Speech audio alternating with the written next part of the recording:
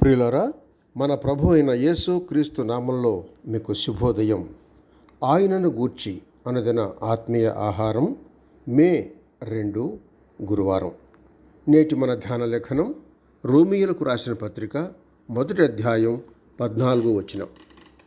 Greece దేశస్థులకును Greece దేశస్థులు కాని వారికిని జ్ఞానులకును మూఢులకును నేను రుణస్థుడను. వ్యాఖ్యాన అంశం రుణస్థుడు. వ్యాఖ్యాన అంశం రుణస్థుడు. వ్యాఖ్యానం: సువార్త పౌలును బలంగా ప్రేరేపించి తాను రుణస్థుడను అనే భావం కలిగించింది. అందువల్ల అందరికీ సువార్త అందించడానికి తాను సిద్ధంగా ఉన్నట్టు చెప్పాడు. ఇక్కడ 2 విషయాలు గమనిస్తాం. ఒకటి, రుణస్థుడు అనే పదానికి అచ్చి ఉండడం, విద్యుక్తం అనే భావం. పౌలు ఇక్కడ 2 భావాలను వ్యక్తం చేస్తున్నాడు. తాను రుణస్థుడు ఎందుకంటే, ఒకటి, యేసు క్రీస్తు తన కోసం ఎంతో చేశాడు, రక్షించాడు. 2, యేసు క్రీస్తు సువార్త ప్రకటించటానికి తనను పిలిచాడు, అంటే పని అప్పగించాడు. రుణస్థుడు అంటే బాకీ ఉన్నవాడు. తన రక్షణ విషయంలో క్రీస్తుకే రుణస్థుడను అని పౌలుకు తెలుసు. యేసు క్రీస్తు అపొస్తలుడిగా తానున్న ఆధిక్యత గల స్థానాన్ని బట్టి లోకమంతటికీ విమోచన ప్రేమగాథ చెప్పే విషయంలో తాను అచ్చి ఉన్నట్టు భావించాడు. తాను ప్రకటించబోయే సువార్త జాతి, కుల, మత, వర్ణ, వర్గ భేదాలతో ప్రమేయం లేకుండా అందరికీ వర్తిస్తుంది. లోకమంతటికి తాను ఏ విధంగా రుణస్థుడో పౌలు చెప్పిన తీరు చూడండి.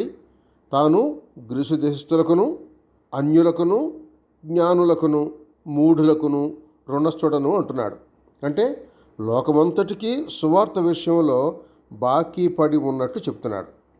అన్ని జాతుల వారికి, సంస్కృతుల వారికి, లోకంలోని ప్రజలందరూ, అంటే వారు నాగరికులైనా అనాగరికులైనా సంపన్నులైనా పేదలైనా అని అర్థం.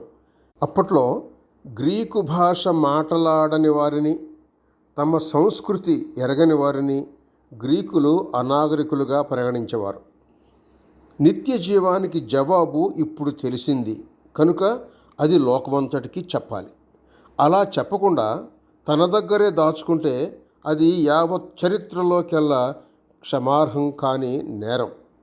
మరణం ఓడిపోయింది, మానవుడు ఇప్పుడు శాశ్వత జీవం అనుభవించవచ్చు అనే మహిమగల సందేశాన్ని అందరికీ చెప్పి తీరాలి. అది పౌలు తపన. ఈ వార్త తెలిసిన మనం లోకానికి వెల్లడించే విషయంలో బాకీ పడి ఉన్నాం.